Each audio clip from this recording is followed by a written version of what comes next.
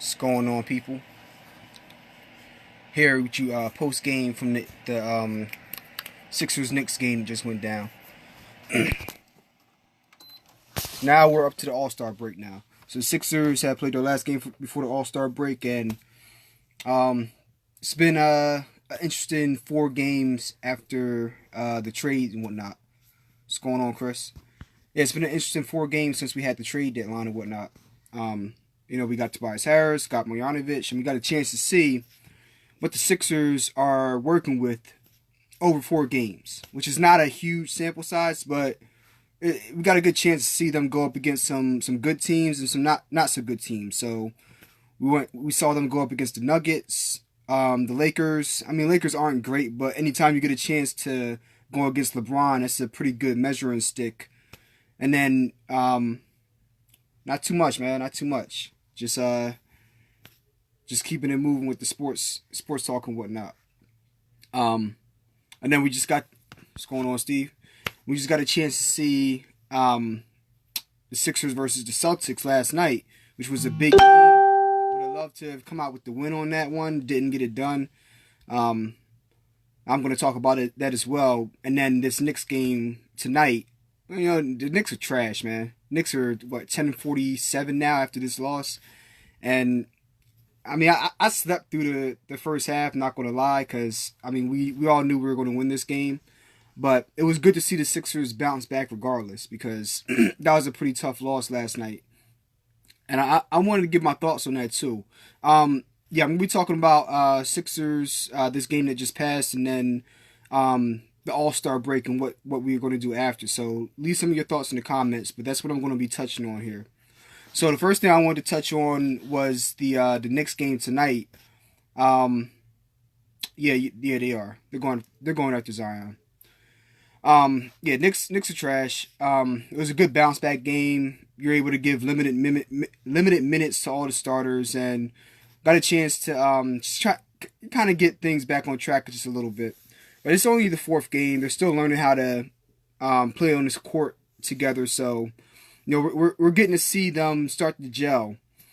And I liked what Tobias did tonight. I believe he had 25 points, his highest as a Sixer so far. Hit a couple of clutch threes at the end. Played good offensively. JoJo had, I believe, 24. What do you have? 26 and 14. Good bounce back game. Ben Simmons had 18 points, 4 rebounds, 7 assists. Jimmy had a solid game, 13 points, 7 assists, 8 assists, 7 rebounds. And they all got 34, 35 minutes. And they came out, and it's a good way to close out the first half of the season. And then Marjanovic almost had a double-double. Had 10 points, 8 rebounds in only 14 minutes. Beastly. So, it's a good bounce back game. And, that being said, touching back on last night's game, that was a huge game for the Sixers, because the Celtics have been a team over the past 3 or 4 years that have just given us trouble. I mean, they're a rival from all the way back from the 60s, really. And, obviously throughout the 80s with the teams with Doc and Mo Cheeks and Moses Malone against Bird and them boys. And then all the way up to now, the rivalry has been revived. So we got a chance to see ourselves with this upgraded roster against the Celtics without Kyrie. Which, in my opinion, to be honest, I think the Celtics are a better team when Kyrie's out of the lineup. I think that they distribute the ball better. I think that they have better chemistry. They just seem to be overall more efficient. So, I still thought it was a very good litmus test for the Sixers. And we were all disappointed by last night's game. So, for the first 3 quarters, it was back and forth. The Celtics did a really good job on defense, very active. Did a great job of clogging up passing lanes and doubling up on JoJo, frustrating him at times, making him take 8 3-point attempts because he was having so much trouble inside against Al Horford. It wasn't until the fourth quarter where he really got it going, and he ended up with, I don't know, 24, 25 points, something like that. But they did a really good job and did a lot of the things. They have a blueprint for how they want to defend the Sixers, and they did a good job at frustrating Brett Brown and the Sixers lineup. We had a lot of missed shots and opportunities. Tobias Harris didn't have his best game last night. Missed a lot of open threes. I think he was like 0 for 8 or something like that, which is crazy considering he's a 43% three-point shooter. And he had some open looks as well. JJ Redick, he was missing some three-pointers. So it was that kind of night. And even with all of that, good defensive pressure by the Celtics and the Celtics making shots that they usually don't make, for some reason Al Horford and Marcus Morris, they seem to want to make their three-pointers when they play the Sixers. It's something about us that they tend to step their game up, which I don't know whether to take as a compliment or not. But even with all of that combined, we still had our opportunities down the stretch to win that game and take control of the game. And I know a lot of people were upset today after that loss last night, but I want to tell you guys something. And I'll get to your comments after I make the statement real quick. Even though that was a tough loss to swallow last night, the Sixers are only going to get better. They only played 2 games together up to that point against a well-gelled and very cohesive Celtics team. Not that the Celtics have more talent or are better, in my opinion, but they're more functionally sound at this point. They've been playing alongside each other for about a year and a half now with their current with their squad as currently constructed. So that's a big difference. It's a big difference. And all of that being said, they still struggle to defeat this Sixers team with a healthy Gordon Hayward on their side. So imagine how the matchups are going to play out once this Sixers team has 27 games under the belt and they some way, shape, or form meet the Celtics in the playoffs. Completely different story, especially if we have home court advantage. The Sixers are a completely different team at home. I think we might be something, I forgot the home record. It might be 48 wins in our last 54 games at home or something crazy like that, spanning back to last year. So that home court advantage means something to us. So having home court advantage, overtaking them in the standings, and then meeting them back after we have 25, 27 games under our belt, I think the script will be completely different, regardless of whether you have Kyrie in the lineup or out. And that's to your point, Stevie. Yeah, I don't think Kyrie's a Celtic at heart, and I'm going to be curious to see where he goes in the offseason, because I don't think Boston's going to bring him back. I mean, you don't, even beyond this Sixers game, you just see how well they play with him off the court. So it doesn't really make much sense for them to give him the max and bring him back when they could use that money to sign somebody in free agency. I don't know their cap situation, or trade for another piece that is going to fit the team better, as opposed to trying to re-sign Kyrie, who stated multiple times that he wasn't sure if he wanted to be back and this, that, and the third. So I wouldn't be surprised if Kyrie went to, a team like the Knicks that's looking for a superstar in free agency, or the Clippers. Like, those are 2 teams that pop up in my head.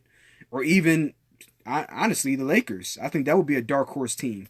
Because we heard it earlier this year. Kyrie apologized for not knowing how to handle success and the pressure of playing alongside a superstar because he was so young. He wanted it to be his team in his moment. He didn't want it to be known as LeBron's ring, LeBron's championship. And that's what caused their split in the first place. And he came out, I think it was a month ago, and apologized to LeBron. And yeah, exactly. He apologized to LeBron because he was like, yo, my bad, bro. I was young. I couldn't see it at that point. I couldn't see past my own ego to make that work. So I could definitely see the Lakers as a possibility. To your point, Chris, yeah, I definitely think the Knicks are going after Kyrie and Durant. And then obviously Zion in the draft is why they're tanking. So they're going all in. And if Dennis Smith Jr. is able to audition these next 24, 25 games and show that he's a star point guard of the future, they might be up to re-sign him as well. So they're pushing all their chips into the center of the table. And this is not like the process where they're like tanking like the Sixers, because they actually have good players on the court. You still have Dennis Smith Jr. on the court. It's not like you have a bunch of 10-day contract players like the Sixers did. What's going on, Craig? But they are tanking and they're trying to set themselves up for the future. So the Clippers and the Knicks, those are two teams on my radar. And then the Lakers as well. Three teams that are going to be out there in free agency. They're going to be major players. So, yeah. So, was I pissed off about the Sixers loss last night? Yes. Was I disappointed? Yes. Do I think that it should cause some concern? Yes. But my concern level on a scale of 1 to 10 is at about a 5. They need to fix some things on the coaching end. What's going on, man? They need to fix some things on the coaching end and make better adjustments, because Brad Stevens is an excellent coach and he's found ways to counter the things that Brett Brown wants to do offensively. So Brett Brown is going to have to really step up his game from a mental aspect. But I think that there are a lot of things that are correctable, and I think that on top of that, this team will grow and gel and be a completely different animal. They're already scary as shit just right now, only having 4 games under their belt. So imagine where the Sixers are going to be once they really get used to playing on the court together these next 25 games. Welcome. Join in. Knicks going to get Kevin Durant. Yep. I concur that with you and Chris saying the same thing. Zion, yes. DeAndre, exactly. He's not the player he was before, but I mean, he's still a pretty solid player. Gives him a solid starting option at center. And you have Knox, he's a 7-footer and sitting 43% of his threes. It's a solid 7-footer.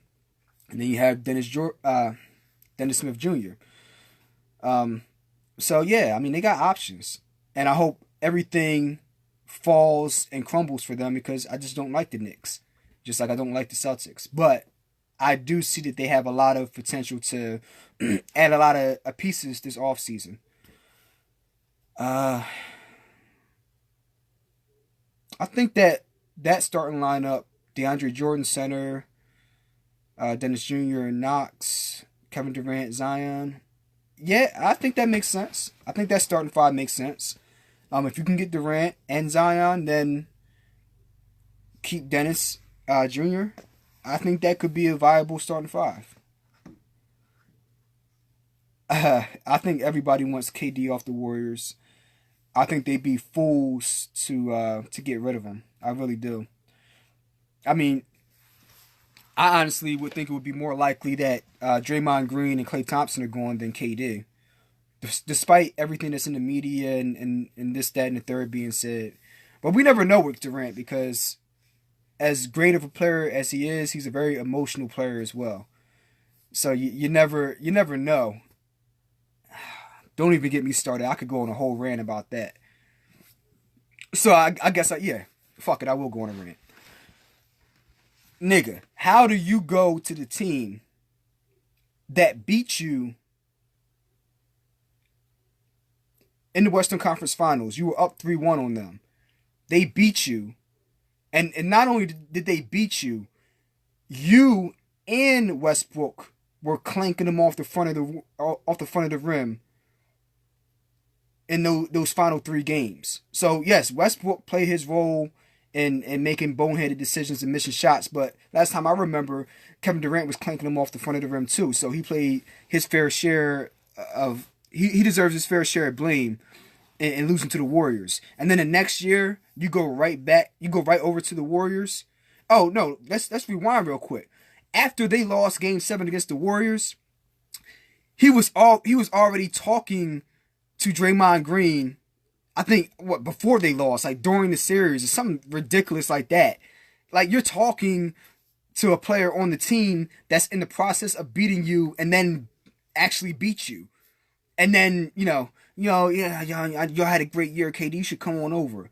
Like, what kind of shit is that, man? If I'm Steven Adams and I'm Westbrook and I'm Serge Ibaka and all them dudes, I'm like, yo, like you supposed to be squad and you talking to the niggas that just beat us, and then you go on jump ship. Like, you're not even focused on winning the series. You already have your mind half out the door.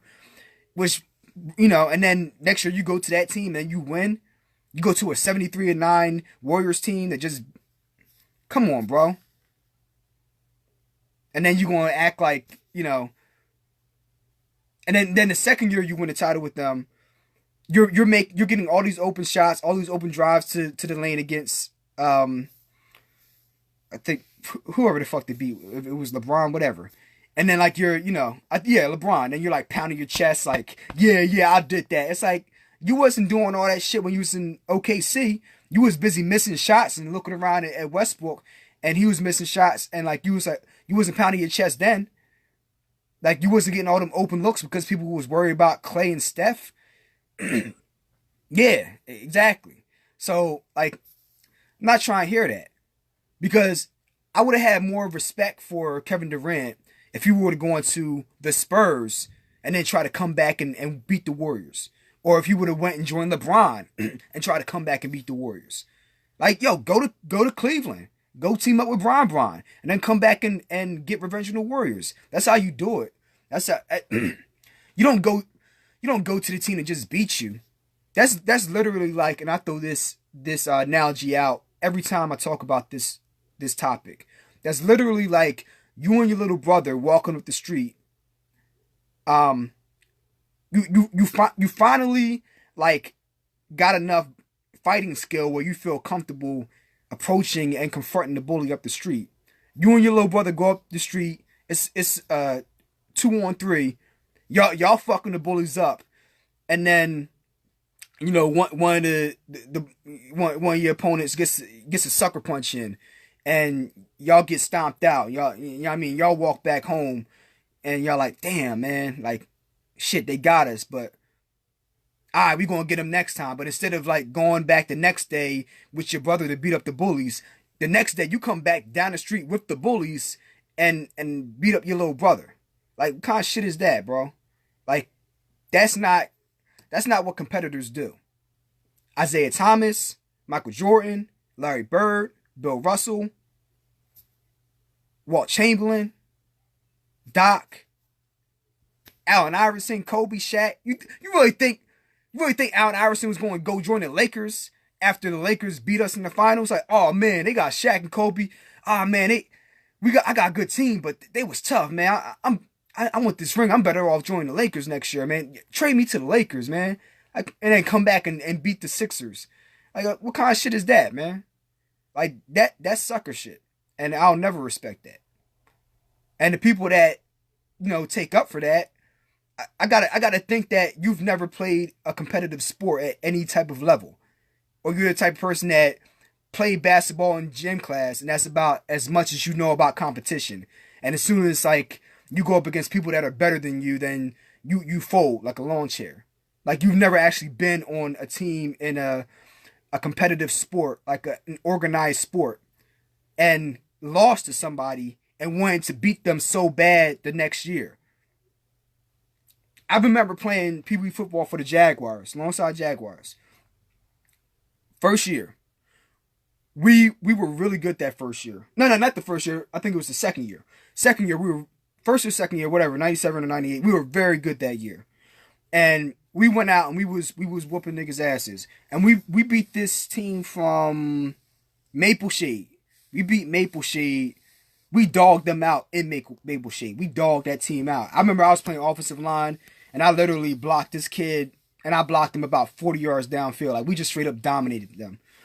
And then, we went to, it wasn't like the championship game. It might have been like the conference championship game to go to the championship game or whatever. And we had gotten our jackets and all that for getting to that game, and we were very confident. We went into that game, played it at Lawnside. Same team we blew out earlier that fall. We lost 12-6. And I will never forget like how upset I was losing that game. But never for one moment did I ever think that damn, you know what? I should go to Maple Shade next year because you know what? I'm trying to get this ring. Like, never crossed my mind because like I wanted to beat that team. Like, let's take it to an extreme. If I decided Lawnside wasn't good enough, I would have been like, I'm not going to Maple Shade. Man, I'm going to join the Magnolia Rams. Like, they're a good squad, and then we're going to go and fuck Maple Shade up. But, like, in my mind will be focused on getting a ring.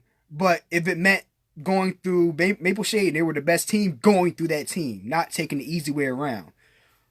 Now, in life, you don't always have to take the hardest path.